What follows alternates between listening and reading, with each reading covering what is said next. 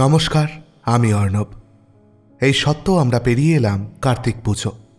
সুস্থ সন্তান চেয়ে অনেকেই করেন এই পুজো। এই প্রসঙ্গেই কিছু কথা মাথায় আসছিল। জানেন, সন্তানহীনতা কারোর কাছে আফসোসের, কারোর কাছে ইচ্ছার বিষয়। তবে সন্তান শোকের মতো শোক বড় কমই আছে।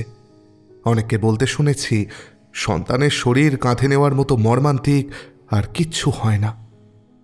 আচ্ছা, কেউ যখন সন্তান পাচ্ছেন না, কেউ পেয়েও হারাচ্ছেন, তেমন দুনিয়ায় যারা সুস্থ সন্তান পেয়েও তাদের ত্যাগ করেন, তাদের বিষয়ে আপনাদের কি মতামত? অনেক সময়ই আমরা দেখি কেউ নিজের সন্তান অন্য কাউকে দিয়ে দিচ্ছেন বা কোথাও ফেলে আসছেন। তাদের প্রতি আপনাদের রাগ হয় নাকি সন্তান কেউ নিতান্ত নিরুপায় না হলে ত্যাগ করে না, এইভাবে করুণা হয় তাদের জন্য? আসুন প্রথমে আজকের গল্পটা শুনে নিই, তারপর এমন বাবা মায়েদের জন্য একটু চিন্তা করি। শুরু হচ্ছে আমার আজকের নিবেদন প্রভাত কুমার মুখোপাধ্যায়ের গল্প দুধ মা।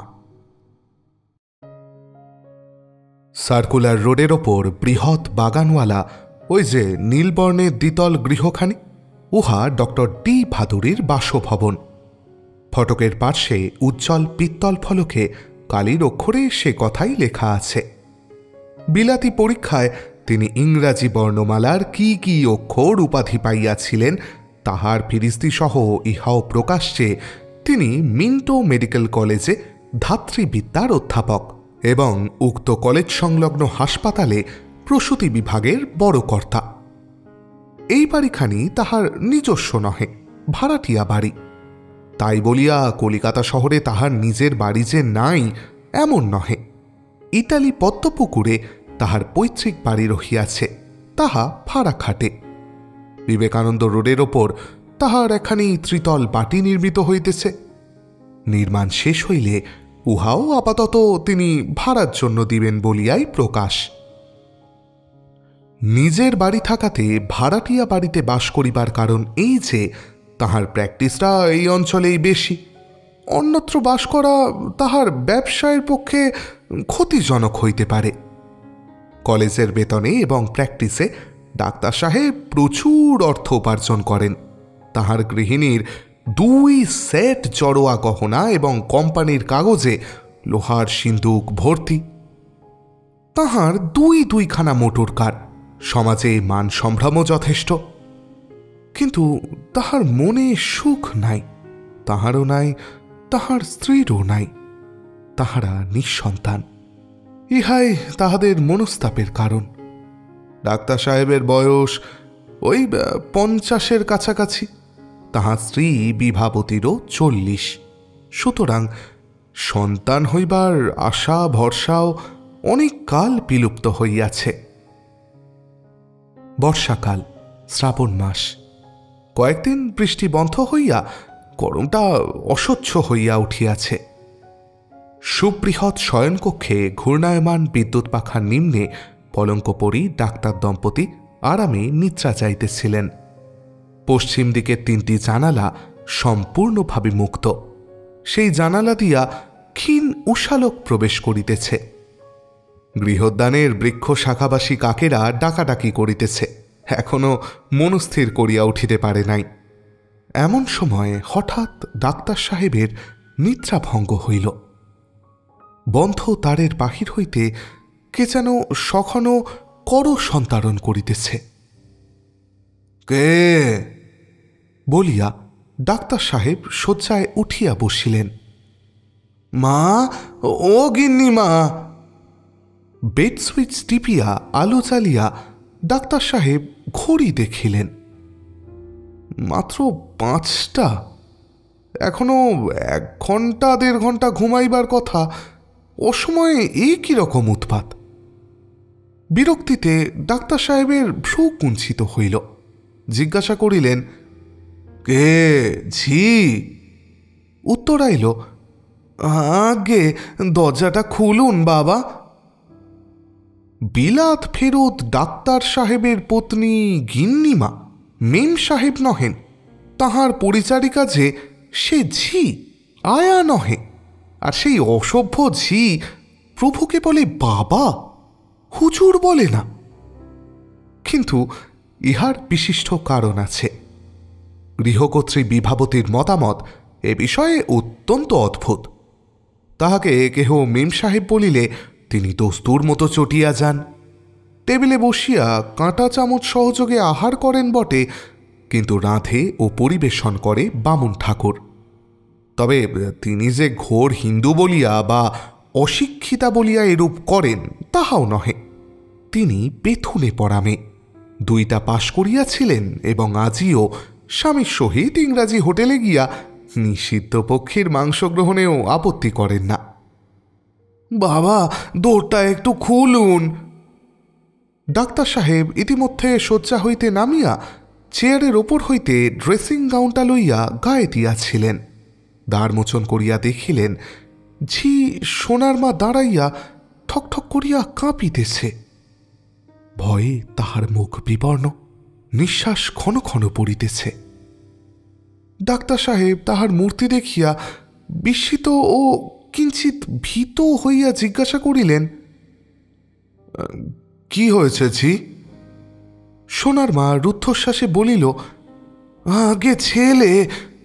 ডাক্তার বলিলেন, ছেলে? কার ছেলে? কি হয়েছে তার? এই সময় ডাক্তার গৃহিণীরও ঘুম ভাঙিল। তিনি বিছানায় উঠিয়া বসিয়া বলিলেন, হ্যাঁ গা, কি হয়েছে? কি বলছে ঝি? আচ্ছা, তুমি এদিক দিয়ে, হ্যাঁ, ভিতরে এসে বলো।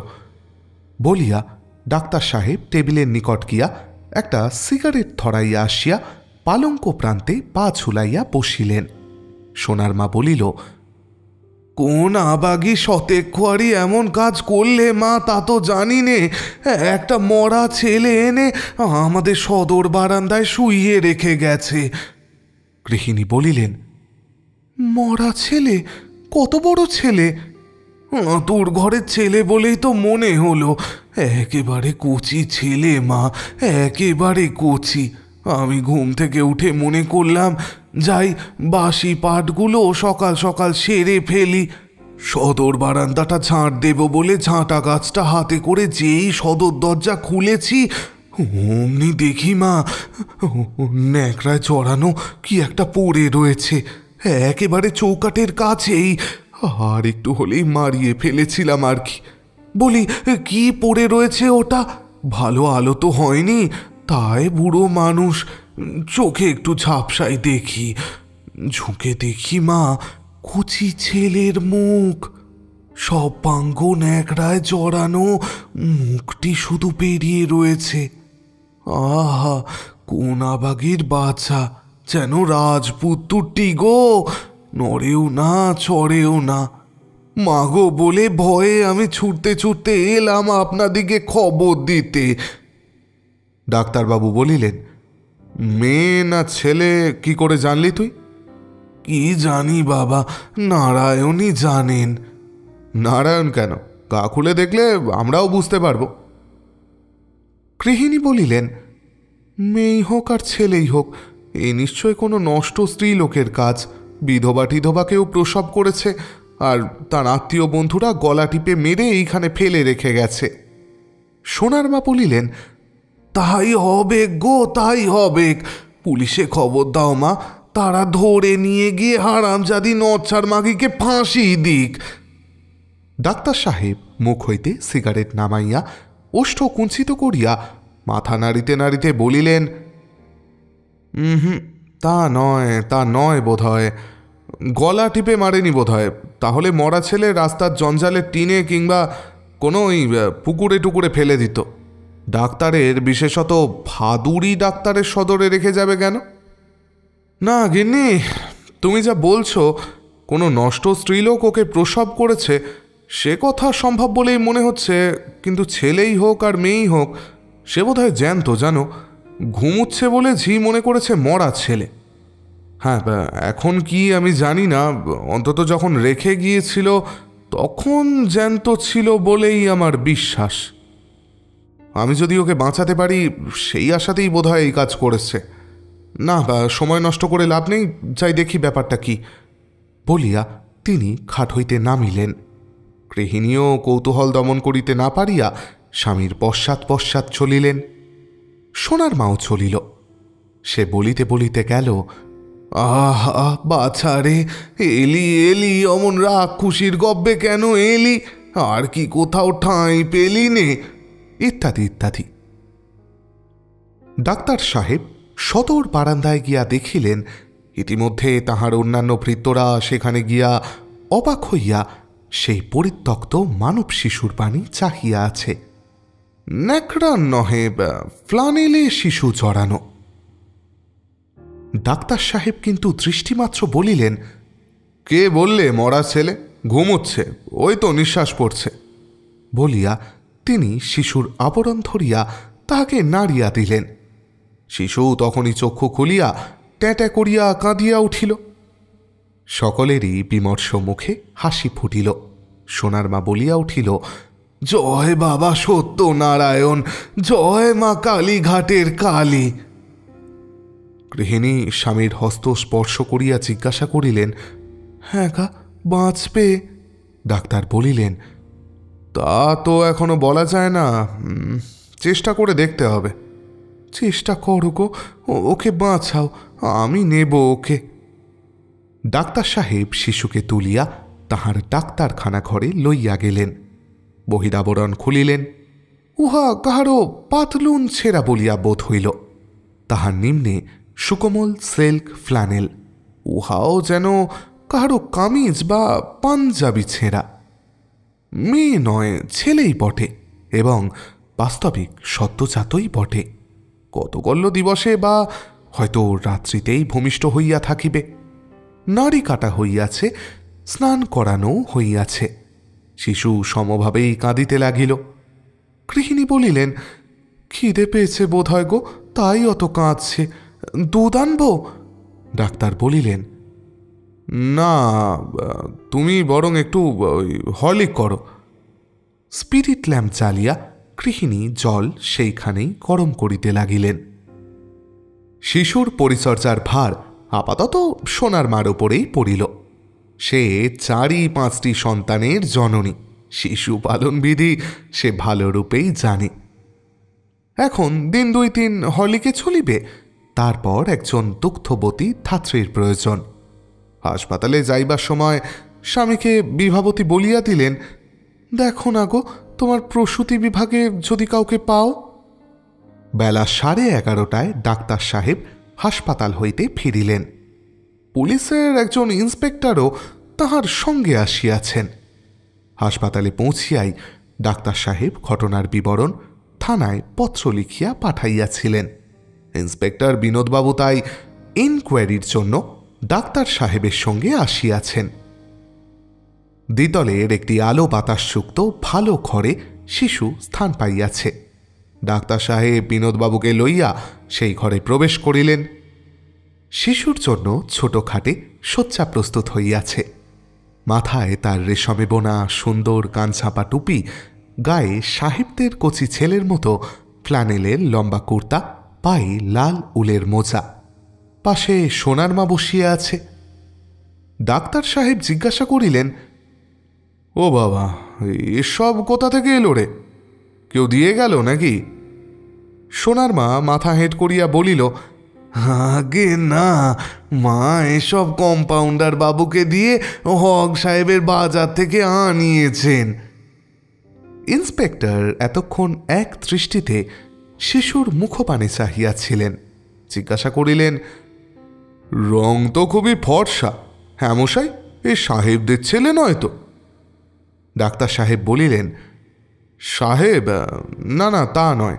ইউরোপিয়ান কচি ছেলের রং এর চেয়ে আরও অনেক বেশি ফর্সা হয়, একেবারে ধবধবে সাদা। আঁতুরের ছেলের রং এরকম হলে ক্রমে সেটা শ্যামবর্ণ দাঁড়ায়। বিনোদবাবু বলিলেন, তাহলে আপনার মতে সাহেবের ছেলে নয়, বাঙালিরই ছেলে? ডাক্তারবাবু বলিলেন, বাঙালি কি খোট্টা কি মারোয়ারি তা কি করে বলবো, তবে এর পিতামাতা দেশি লোকই, সে বিষয়ে কোনো সন্দেহ নেই। হ্যাঁ, এতকাল আপনি ম্যাটার্নিটি ওয়ার্ডের চার্জে রয়েছেন, আপনি এ সম্বন্ধে বিশেষজ্ঞ বলিয়া ইন্সপেক্টর বাবু পকেট বুক বাহির করিয়া কি লিখিয়া লইলেন। বলিলেন, সেই ফ্লানেলগুলো যার কথা আপনি চিঠিতে লিখেছিলেন সেগুলো কোথায়? ডাক্তার সাহেবের আদেশে সেসব আনিত হইল। বিনোদবাবু সেগুলো নাড়িয়া চাড়িয়া দেখিতে দেখিতে বলিলেন, ব্যাপারটা সম্ভবত সিআইডিতে যাবে। ছেলের প্রসূতিকে যদি তারা খুঁজে বের করতে পারে তবে এগুলোর সাহায্যেই পারবে। আর তো কোনো সূত্র না, আর তো কোনো সূত্র পাচ্ছি না। আচ্ছা, আপনাদের হাসপাতাল সংক্রান্ত কোনো স্ত্রীলোকের এ কাজ নয় তো? কোনো দেশি নার্স কিংবা চাকরানি? ডাক্তার সাহেব বলিলেন, সেটা আপনিও খোঁজ করে দেখুন। হাসপাতালের কেউ যদি হয় তবে সে আজ নিজের বাসায় শয্যাগত, কাজে আসেনি। বিনোদবাবু আবার পকেট বুক বাহির করিয়া কি যেন লিখিলেন। পকেট বুক বন্ধ করিয়া বলিলেন, এই ফ্লানেলগুলো আমাকে নিয়ে যেতে হবে। দয়া করে কাউকে বলুন একটা খবরের কাগজে এগুলো বেঁধে আমাকে দিক। একজন ভৃত্য আসিয়া ডাক্তার সাহেবের আদেশ প্রতিপালন করিল। যাইবার সময় বিনোদবাবু বলিলেন, দেখুন একবার ছেলেটার অদৃষ্ট। বুড়ো মুনি ঋষিদের কথা এই জন্যেই বিশ্বাস করতে ইচ্ছে হয়। অদৃষ্টই মূলাধার। জন্মালেন কোন বস্তির কোন খোলার ঘরে, মা হয়তো বাজারের কোনো তরকারিউলি, বড়জোর কোনো গেরস্থ বাড়ির ঝি, বাপ হয়তো চানাচুর বেচেন কিংবা ধরুন রিক্সাই টানেন। একটা অবৈধ সংস্রবের ফলে জন্ম। এক রাত্রি যেতে না যেতেই ভানুমতির খেলা। ভিখারির ছেলে একেবারে রাজপুত্তর। আপনি তো নিঃসন্তান মানুষ, হয়তো একে প্রতিপালন করবেন, লেখাপড়া শেখাবেন, ক্রমে ক্রমে বিলাতে পাঠাবেন। কালে উনি হবেন কোনো জেলার ম্যাজিস্ট্রেট বা সিভিল সার্জন, নয়তো হাইকোর্টের জজ। কি আশ্চর্য কারখানা! বলিয়া বিনোদবাবু হা হা করিয়া হাসিতে লাগিলেন। ডাক্তার সাহেবও হাসিতে হাসিতে বলিলেন, বিনোদবাবু আপনি পুলিশ না কবি? বিনোদবাবু বলিলেন, কেন? না, তেমন কিছু না। আপনার কল্পনা যেরকম সুদূরগামিনী, আপনাকে কবি বলেই বোধ হয়। বিনোদবাবু বলিলেন, বরং আমাকে জ্যোতিষী বলতে পারেন। আমি জাতকের কুষ্টির একটা খসড়া করে দিলাম। এই বলিয়া ইন্সপেক্টর বাবু হাসিয়া শিশুর গালে দুইটি অঙ্গুলি স্পর্শ করিয়া খবরের কাগজে জড়ানো কাপড়ের বান্ডিলটা উঠাইয়া লইয়া গুড ডে ডক্টর বলিয়া ডাক্তার সাহেবের সহিত করমর্দনান্তে মশমশ শব্দে প্রস্থান করিলেন। ইন্সপেক্টর বাবু অদৃশ্য হইবা মাত্র গৃহিণী আসিয়া বলিলেন, বলি হ্যাঁ গা, তুমি পুলিশে চিঠি লিখতে গেলে কোন আক্কেলে বলো দেখি? কি করব বলো, পিনাল কোড অনুসারে একটা মস্ত বড় অপরাধ হয়েছে যে, একে বলে অ্যাবান্ডনমেন্ট, শক্ত সাজা। আমি সরকারি ডাক্তার, পুলিশে খবর দিতে আমি যে বাধ্য। ওই সব ফ্লানেল নিয়ে গেল, ওই সূত্র ধরে যদি মাকে খুঁজে বার করে? জেল হবে। এ অপরাধে 7 বছর পর্যন্ত জেল হতে পারে, তা জানো? তা হোক, 7 বছর কেন, 14 বছরের জেল হোক, কিন্তু আমার ছেলেকে কেড়ে নিয়ে যাবে না তো? ডাক্তার সাহেব হাসিয়া বলিলেন, তোমার ছেলে নাকি? ছেলে নয়, ও যে আমাকে মা বলেছে। স্বপ্ন দেখেছ নাকি?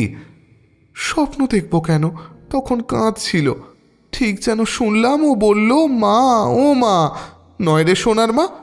সোনার মা বলিলেন, হি বাবা, আমিও স্পষ্ট শুনলাম, ওমা ওমা বলে ছেলে কাঁদতে লেগেছে। ডাক্তারবাবু বলিলেন, পাগল নাকি? কচি ছেলে ওয়া ওয়া করে কেঁদেছে, তুমি শুনেছ ও মা ও মা। গৃহিণী বলিলেন, সে যাই হোক, আমি কিন্তু ওকে দিচ্ছি নে। ওর মাই আসুক আর ওর বাবাই আসুক। ওর মা বাবা ছেলে দাবি করতে আসবে, এর সম্ভাবনা বড়ই কম। ছেলের তাদের দরকার থাকলে এখানে এসে ফেলে রেখে যাবে কেন? হ্যাঁ, ভালো কথা, ছেলেকে দুধ দেওয়ার জন্য একজন ধাইয়ের কথা হচ্ছিল তো, তা ভাগ্যক্রমে একজনকে পেয়ে গেছি জানো। ধাই? কোথায় পেলে? কমাসের ছেলে, তার দুধ আছে তো? ছেলে নয়, মেয়ে। প্রসবের ঘণ্টাখানেক পরেই মারা গেছে। 7 মাস না 8 মাস বয়স হয়েছিল, সে কি আর বাঁচে? তোমাদের হাসপাতালেই? না না, এসব হয়েছিল বাইরেই। মেয়ে মরে যাওয়ার পর প্রসূতির অবস্থা দেখে কাল বিকেলে তাকে হাসপাতালে দিয়ে গেছে। হ্যাঁ গা, এ ছেলে তো 7 মাস হয়নি, এ বাঁচবে তো? না না, দেখে তো বোধ হচ্ছে পুরো 10 মাসে প্রসব হওয়া ছেলে। তাহলে তো এ বাঁচতে পারে, কি বলো? আচ্ছা, হাসপাতালে সে মাগে হিন্দু না মুসলমান? হিন্দু হিন্দু। ওই যে মোড়ে লাল রঙের গির্জা, তার পাদ্রী সাহেবকে জানো তো? তার মেমকেও তো জানো?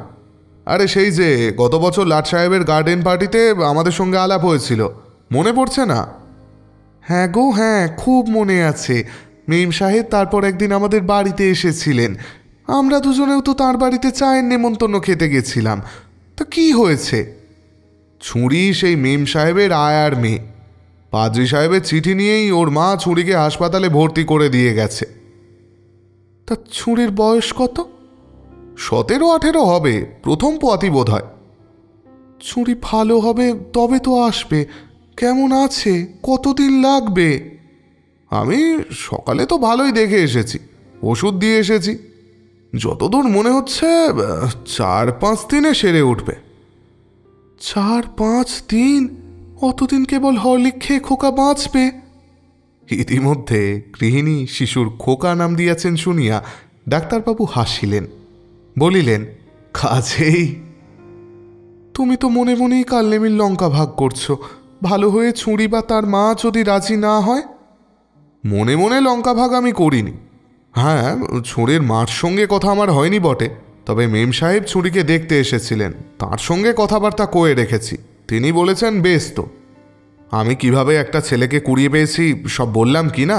শুনে তিনি বললেন, তাহলে এই মেয়েটাই বোধহয় দুধ দিয়ে সে ছেলেকে বাঁচাবে, এইরকমই ঈশ্বরের বিধান।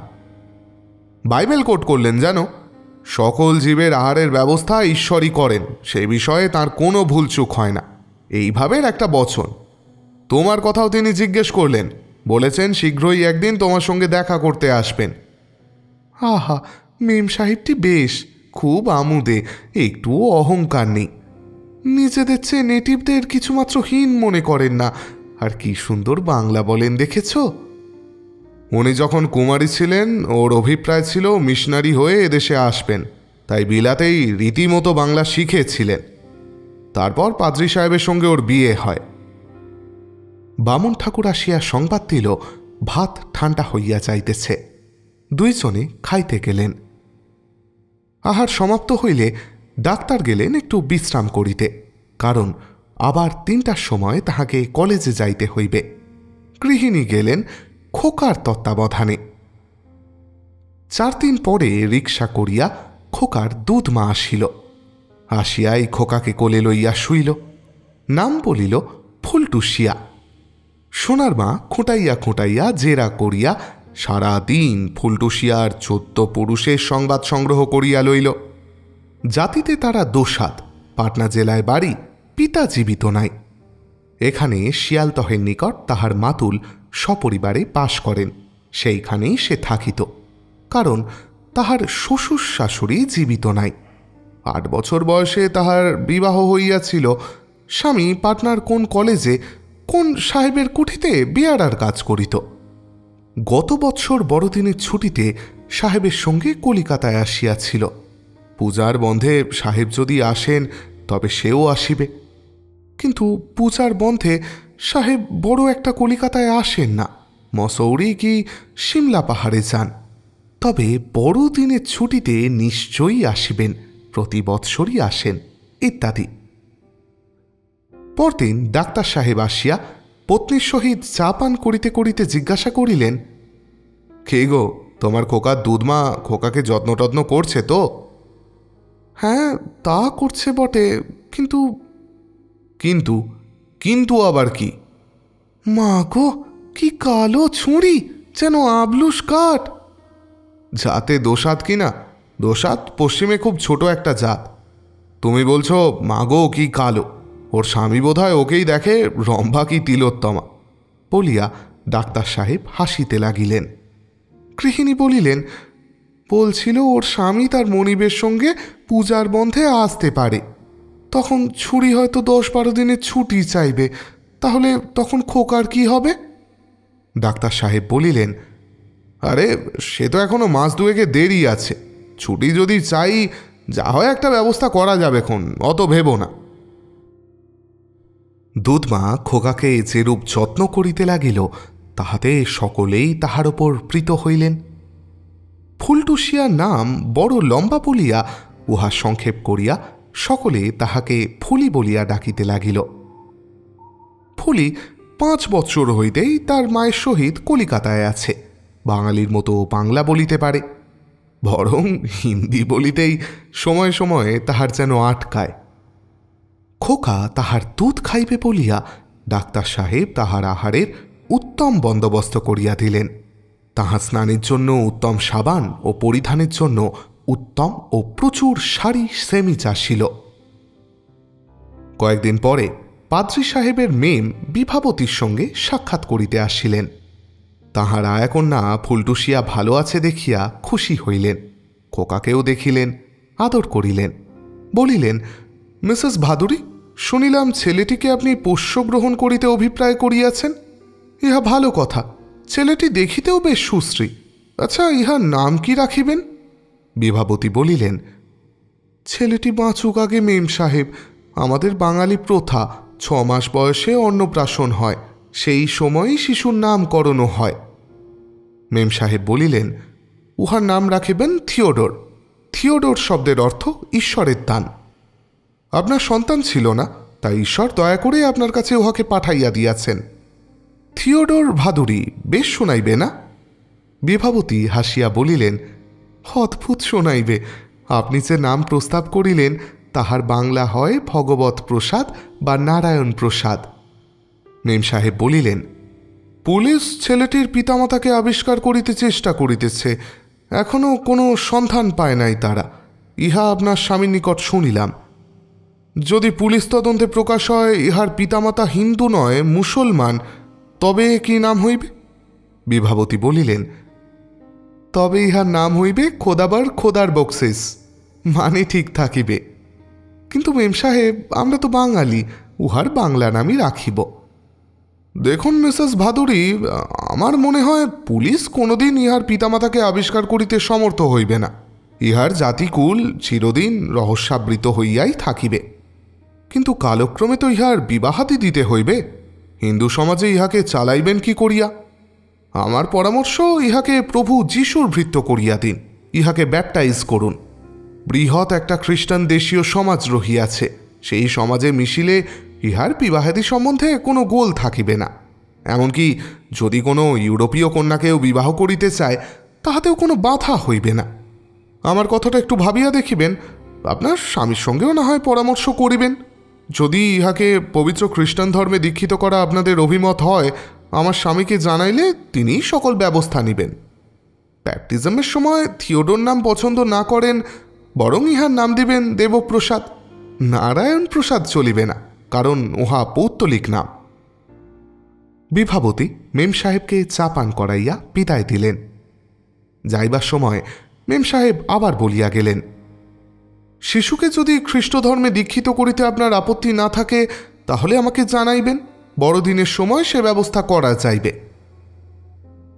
স্বামী বাড়ি আসিলে বিভাবতী তাহাকে বলিলেন, ওগো, পাদ্রী সাহেবের মিম যে মাঝে মাঝে কেন আসছেন তা এতদিনে প্রকাশ হয়েছে। ওর আসল মতলব কি জানো? কে? আমাদের সবাইকে যিশু ভজাবার চেষ্টা। যিশু কিরকম? মেম সাহেবের সঙ্গে আজ অপরাহ্নে তাহার যে সমস্ত কথাবার্তা হইয়াছিল তাহা সবিস্তারে বিভাবতী বর্ণনা করিয়া বলিলেন। ওই ছেলে বই আমাদের আর কে আছে?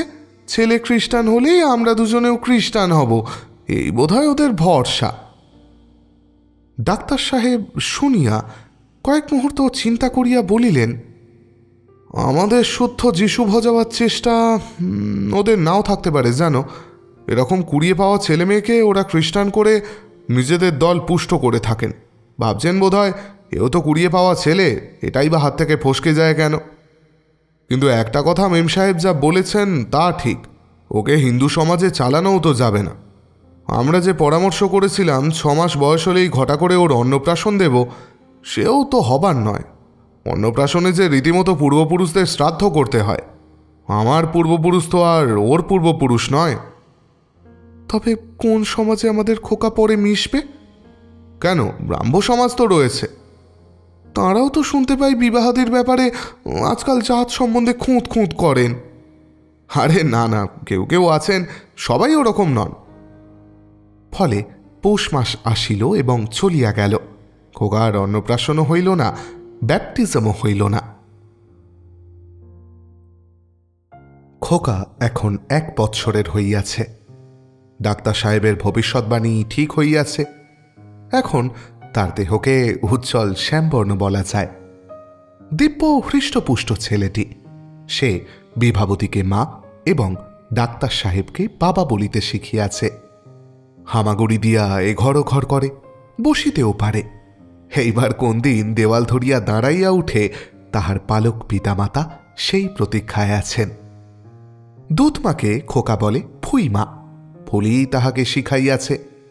সম্প্রতি তাহার স্তন্যদুগ্ধ ছাড়াইয়া দেওয়া হইয়াছে এবং রাত্রিতে পাছে ফুলি গোপনে স্তন্যদান করে, এই জন্য বিভাবতী তাহাকে নিচের বিছানায় শয়ন করাইতে দেন। ফুলিকে জবাব দিবারই কথা হইতেছে, কিন্তু এখনো খোকা অর্ধরাত্রিতে জাগিয়া উঠিয়া আমি ফুইমা যাব বলিয়া মহাকান্না জুড়িয়া দেয়। তখন ফুলিকে জাগাইয়া খোকাকে তাহার কোলে দিতে হয়। বিভাবতী সেখানে বসিয়া থাকেন। ফুলি খোকাকে চুমো খাইয়া আদর সোহাগ করিয়া ঘুম পাড়াইয়া দেয়। বিভাবতী তখন তাহাকে আবার নিচের শয্যায় লইয়া আসেন।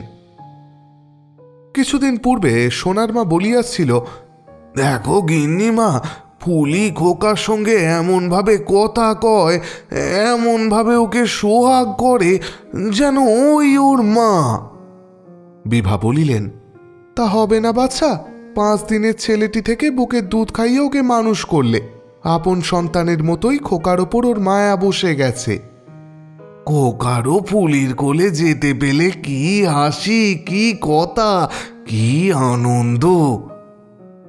বাস্তবিক ফুলির কোলে খোকাকে দেখিলে কে বলিবে ফুলি খোকার বেতন ভগিনী ঝি মাত্র।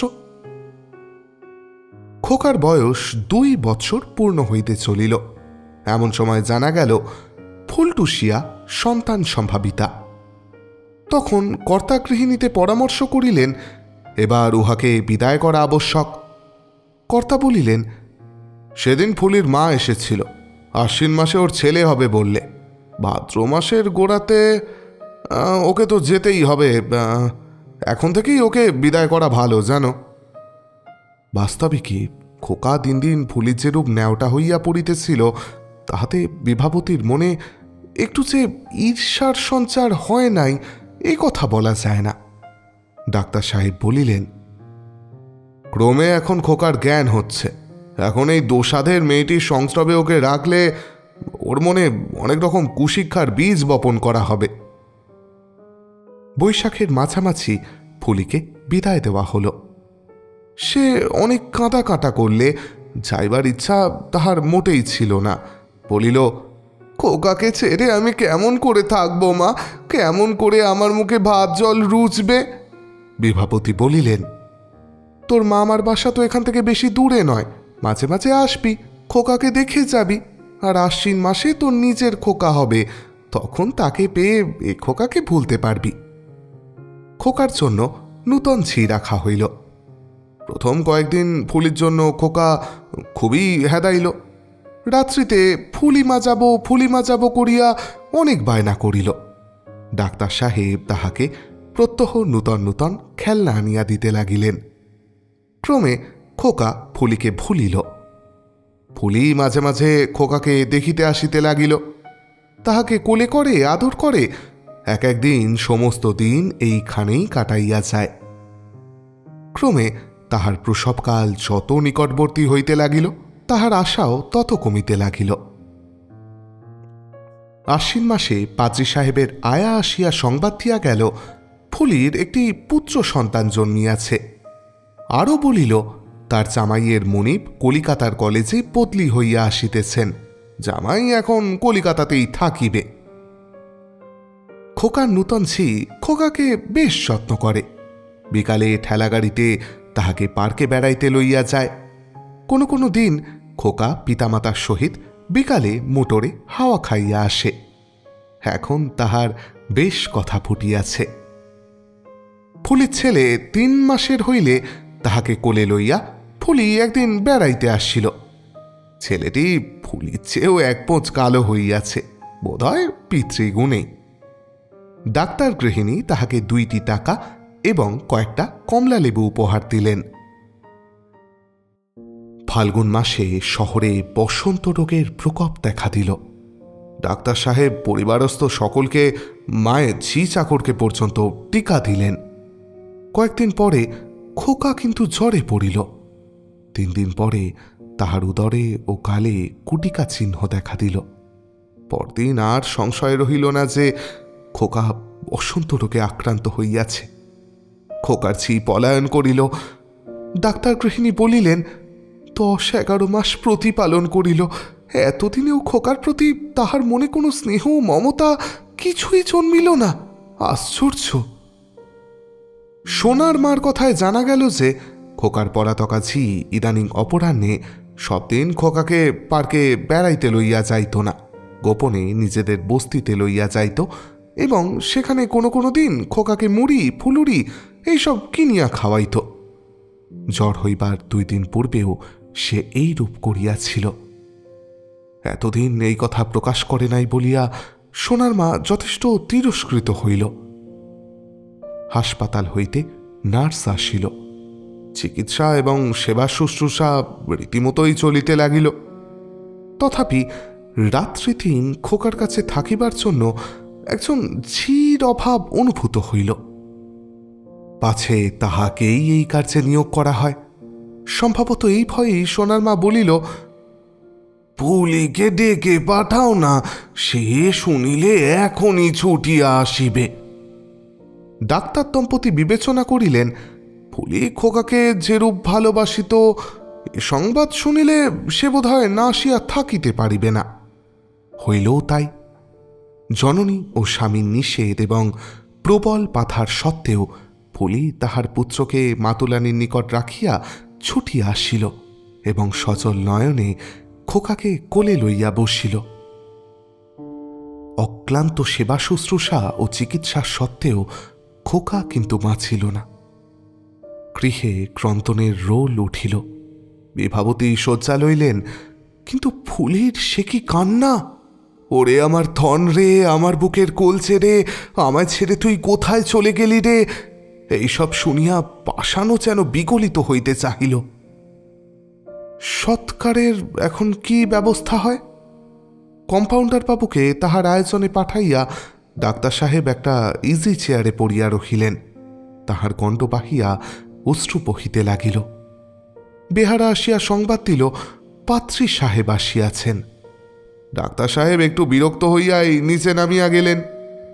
ফুলি তখনও মাঝে মাঝে টুকরাইয়া টুকরাইয়া কাঁদিতেছে। ঈশ্বর দিয়েছিলেন, ঈশ্বরই লইলেন, তার জন্য শোক করা বৃথা। এইরকম কয়েকটা প্রচলিত সান্ত্বনা বাক্য বলার পর পাদ্রী সাহেব বলিলেন, ডক্টর ভাদুড়ি, আপনার নিকট আমার একটা আবেদন আছে। কি বলুন? শিশুর মৃতদেহটি আমাকে দান করুন। আমি উহা খ্রিস্ট ধর্মের সকল অনুষ্ঠান অনুসারে সমাধিস্থ করিব। তাহাতে আপনার কি লাভ? জীবিত থাকিলে উহাকে খ্রিস্ট ধর্মে দীক্ষিত করিতে পারিলে আপনার লাভ, অর্থাৎ কর্তব্য কর্ম পালনের সন্তোষ লাভ হইতে পারিত, ইহা আমি বুঝিতে পারি। কিন্তু মৃতদেহকে খ্রিস্টীয় প্রথায় সমাধিস্থ করিয়া কি ফল হইবে বলুন তো? আমি এতদিন উহাকে সন্তানবৎ পালন করিয়াছি। আমি খ্রিস্টান নহি, উহাকে খ্রিস্টীয় ধর্মে সমাধিস্থ করিতে দিতে আমার ভয়ানক আপত্তি আছে। জনক না হইলেও আমি উহার পিতা। পাত্রী সাহেব দৃষ্টি অবনত করিয়া মৃদুস্বরে বলিলেন, আমি উহার পিতামহ। ডাক্তার সাহেব পরম বিস্ময়ে উঠিয়া বসিলেন, বলিলেন, কি বলিতেছেন কি আপনি? পাত্রী বলিলেন, বলিতে লজ্জায় আমার মাথা হেট হইয়া চাইতেছে, কিন্তু না বলিলেও নয়। আমার পুত্র জোসেফকে দেখিয়াছিলেন? যতদূর মনে পড়ছে, আমি আগের বছর আপনার আলোয় চা পানের নিমন্ত্রণে গিয়া আপনার এক পুত্রকে দেখিয়াছিলাম বটে। ওই বছর 20 বয়স বোধ হয়। হ্যাঁ, সেই দুশ্চরিত্র কুলাঙ্গারী ওই পুত্রের জনক। আর জননী? যাহাকে আপনারা শিশুর দুধ মা নিযুক্ত করিয়াছিলেন, সেই হতভাগিনী বালিকা। এই সময় দ্বিতল হইতে ক্রন্দনের শব্দ আসিল। ওরে আমার সোনা রে, আমার মানিক রে, তোর ফুলিমাকে ছেড়ে তুই কোথায় গেলি রে? পাত্রী সাহেব বলিতে লাগিলেন, পুয়ার গার্ল, পুয়ার গার্ল। ফুলির আচরণ, শিশুর গাত্রবর্ণ রহস্য ডাক্তার সাহেবের নিকট দিনের আলোর মতো পরিষ্কার হইয়া গেল। তাহার পর পাদ্রী সাহেব যাহা বলিলেন তাহার সারমর্ম এই। ব্যাপারটা জানাজানি হইলে মেম সাহেবের নিকট শুনিয়াছিলেন তাহার আয়ার ইচ্ছা ফুলির গর্ভ নষ্ট করা, কারণ জামাতা আসিয়া শিশুর গাত্রবর্ণ দেখিয়া কখনোই বিশ্বাস করিবে না যে শিশু তাহারই ঔরসজাত। বিশেষ করিয়া ফুলির মা সাহেবের বাড়িতে চাকরি করে এবং ফুলিরও সেখানে যাতায়াত আছে। পাদ্রী সাহেব তাহাকে বলিয়াছিলেন যে, খবরদার, উহা পাপের ওপর মহাপাপ। ওরূপ করিবার চেষ্টা করিলে তিনি পুত্রের কলঙ্ক ভয় এবং লোকলজ্জা পরিত্যাগ করিয়া তখনই পুলিশে সংবাদ দিবেন। আয়া বলিয়াছিল, আমার জামাই আসিয়া ছেলে দেখিলে তখনই আমার মেয়েকে পরিত্যাগ করিবে, তাহার উপায় কি হইবে? তাহাতে পাদ্রী সাহেব আশ্বাস দিয়াছিলেন যে যাহাই হোক একটা সুব্যবস্থা তিনি করিয়া দিবেন। তাহারই উপদেশ অনুসারে ফুলের মাতা শিশুকে আনিয়া এই বাড়ির সামনেই রাখিয়া গিয়াছিল, কারণ তাহার বিশ্বাস ছিল নিঃসন্তান ডাক্তার ভাদুরী ইহাকে পাইয়া যত্নের সহিত প্রতিপালন করিবেন, এবং কার্যত হইয়াছিল তাই। শিশুর জন্য একজন দুধ মা আবশ্যক হইবে বুঝিয়াই ফুলিকে ডাক্তার সাহেবের হাসপাতালেই পাঠাইয়া দেওয়া হয়, নচেত হাসপাতালে দিবার কোনো প্রয়োজন ছিল না। আয়া তাহার কন্যাকে শিখাইয়া দিয়াছিল, তোর ছেলে হইয়াছিল বলিস না, বলিস মেয়ে হইয়াছিল, তাহা হইলেই তোর সম্বন্ধে কাহারও কোনো সন্দেহ হইবে না। আরও বলিয়া দিয়াছিল, বলিস 10 মাসে হয় নাই, 8 মাসে হইয়াছিল, তাহা হইলে জামাইও কোনো অন্যায় সন্দেহ করিতে পারিবে না। এই সকল বিবরণ শেষ করিয়া পাদ্রী সাহেব বলিলেন, দেখুন, পাপে ওই শিশুর জন্ম। আমরা উহাকে ব্যাপটাইজ করিতে চাহিয়াছিলাম, তাহাও আপনি হতে দেননি। এখনো উহার আত্মা প্রভু যিশুর শরণ লইলে অন্তত নরক হইতে পরিত্রাণ পাইবে, ইহাই আমি বিশ্বাস করি। সেই জন্য আমার কর্তব্য উহাকে খ্রিস্ট ধর্ম অনুমোদিত অনুষ্ঠানের সহিত সমাধিস্থ করা। ডাক্তার সাহেব সম্মত হইলেন। জিজ্ঞাসা করিলেন, আপনার সেই পুত্র জোসেফ এখন কোথায়? পাদ্রী বলিলেন, এই ব্যাপার ধরা পড়িবার পর তাহাকে বহু তিরস্কার করি এবং আমি তাহাকে গৃহ থেকে বহিষ্কৃত করিয়া দিতে চাই। অবশেষে উহার জননীর একান্ত অনুরোধে উহাকে বিলাতে পাঠাইয়া দিয়াছি। এখন সে অক্সফোর্ড বিশ্ববিদ্যালয়ে ডিভিনিটি অধ্যয়ন করিতেছে। কালক্রমে সে ধর্মযাজক হইবে। ডাক্তার সাহেব মনে মনে বলিলেন, ছেলের দুষ্কৃতির তবে তো খুব কঠোর শাস্তিবিধানই হইয়াছে। প্রকাশ্যে অবশ্য কিছু বলিলেন না। পাদ্রী সাহেব বিদায় লইয়া গির্জায় গিয়া লোকজন সহ একটা সমাধার পাঠাইয়া দিলেন। পরদিন মৃতদেহ যথারীতি সমাধিস্থ করা হইল। কিছুদিন পর দেখা গেল কবরের শিরদেশে মার্বেল পাথরে খোদিত কতগুলি ইংরাজি কথা লেখা রহিয়াছে। তাহার অনুবাদ এই: নামহীন গোত্রহীন 2 বৎসর 7 মাস বয়স্ক শিশু প্রভু যিশুর কোলে চির বিশ্রাম লাভ করিল।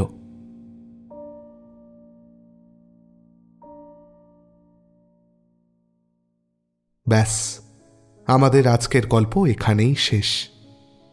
বড়রা অনেকেই একটা কথা বলেন, যার চায় একমাত্র সেই বোঝে।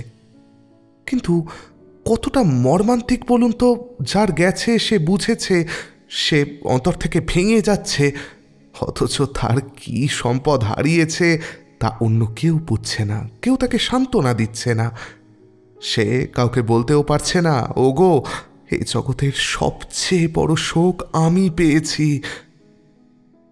যাক, আমার এতটুকুই বলার। এবার খালি আমরা সবাই মিলে ভাবতে পারি। আজ বিদায় দিন আমায়। সকলে খুব ভালো থাকবেন, ভালো রাখবেন। খুব শিগগিরই আসছি আরও একটি গল্প নিয়ে। শুভরাত্রি।